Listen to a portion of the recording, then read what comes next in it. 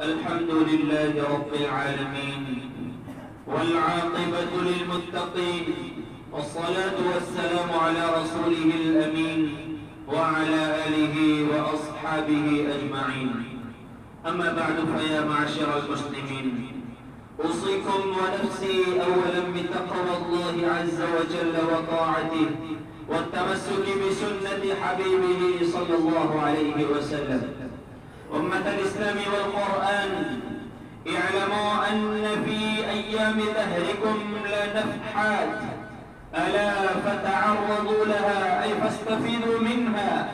تعالوا إخواني وخلاني، واعلموا أن خير ما نستقبل به مواسم الطاعات كثرة الاستغفار، لأن ذنوب العبد تحرمه التوفيق، فما ألزم عبد قلبه الاستغفار إلا من زكي، وإن كان ضعيفا قوي، وإن كان مريضا شفي، وإن كان مبتلا عفي، وإن كان مختارا هدي، وإن كان مضطربا سكن. فاعلموا أن الاستغفار هو أمان الباقي لنا بعد رسول الله صلى الله عليه وسلم. ألم تقرأوا في كلام الله سبحانه: وما كان الله معذبهم وهم يستغفرون؟ فعلينا أن نستغفر دائما صباحا ومساء، ليلا ونهارا، سفرا وحضرا. يقول الإمام ابن كثير رحمه الله: ومن اتصف بصفة الاستغفار يسر الله عليه رزقه، وسهل عليه أمره، وحفظ عليه شأنه وقوة. قال الله تعالى على لسان نوح عليه السلام: فقلت استغفروا ربكم إنه كان غفارا، يرسل السماء عليكم مدرارا، ويمددكم بأموال وبنين، ويجعل لكم جنات، ويجعل لكم أنهارا. أمة الإسلام والقرآن، اعلموا أن الاستغفار هو الماء الذي نغسل به القلوب لنزيل أوساخ وقذار الذنوب. الاستغفار هو النور الذي يمحو ظلمات العصيان، فيرجع الأبد إلى نور الرحمن. والاستغفار من مفاتيح الفرج، فيكفي لنا في ذلك قوله سبحانه: ومن يعمل سوءا أو يظلم نفسه ثم يستغفر الله يجد الله غفورا رحيما. أخبر النبي المصطفى صلى الله عليه وسلم: من لزم الاستغفار جعل الله له من كل هم فرجا، ومن كل ضيق مخرجا، ورزقه من حيث لا يحتسب. نسأل الله التوفيق لما يحب ويرضى. فما أرجى قوله سبحانه: نبئ عبادي أني أنا الغفور الرحيم، وإني لغفار لمن تاب وآمن وعمل صالحا ثم اهتدى. أعزتي في الله، تعالوا فلنبدأ من الآن بالاستغفار، فلنستقبل به شهر رمضان. تعالوا فنتلو القرآن الكريم، فنستقبل به شهر رمضان. اللهم بارك لنا فيما بقي من شعبان، وبلغنا رمضان. اللهم سلمنا لرمضان، وسلم لنا رمضان، وتسلمه وتقبله، آمين يا رب العالمين. أقول قولي هذا، أستغفر الله لي ولكم ولسائر المسلمين، فاستغفروه إنه هو الغفور الرحيم.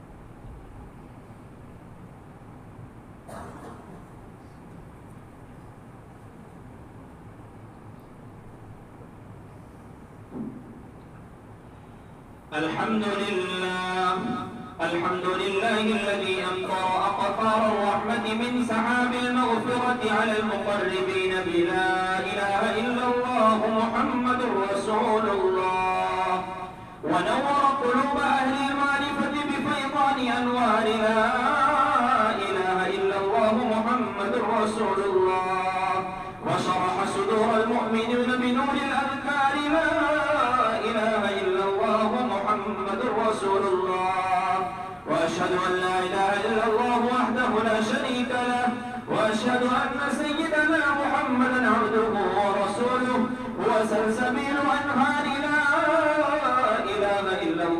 محمد رسول الله صلى الله تعالى عليه وسلم وعلى آله وصحبه وخلفائه الذين فازوا إلى أعلى الدرجات بكثرة أذكار لا إله إلا الله محمد رسول الله، خصوصا على أولهم أمير المؤمنين أبي بكر الصديق التقي أسبق بإقرار لا إله إلا الله محمد رسول الله، وعلى أعدلهم أمير المؤمنين عمر النقي بفيضان لا إله إلا الله محمد رسول الله، وعلى أحلمهم أمير المؤمنين عثمان الزكي جامع أسرار لا إله إلا الله محمد رسول الله، وعلى أعلمهم أمير المؤمنين علي الرضي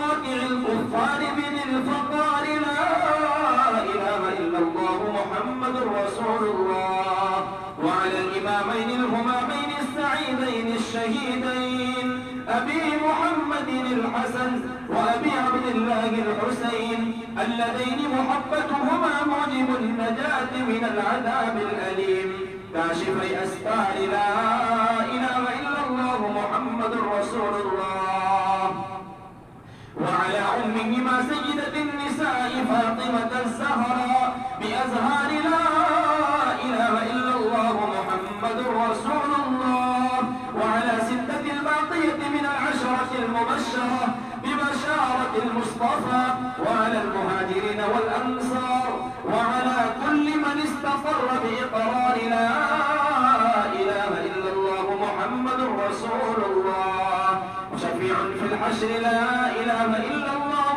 محمد رسول الله، ونور على الصراط لا إله إلا الله محمد رسول الله، ونجاة من النيران لا إله إلا الله محمد رسول الله، ومكتوب على باب الجنان لا إله إلا الله محمد رسول الله، ومفتوح باب الرحمة على المؤمنين ببركة لا إله إلا الله محمد رسول الله، إن أرواح المؤمنين والمؤمنات تنادي كل يوم وليل يا رحمن لا نطلب أن تحشرنا ساعة حتى نقول لا إله إلا الله محمد رسول الله، اللهم اغفر لجميع من قال لا إله إلا الله محمد رسول الله. تعالوا يا عباد الله، إن الله يأمر بالعدل والإحسان وإيتاء ذي القربى وينهى عن الفحشاء والمنكر والبغي يعظكم لعلكم تذكرون، اذكروا الله يذكركم وادعوه يستجب لكم ولذكر الله تعالى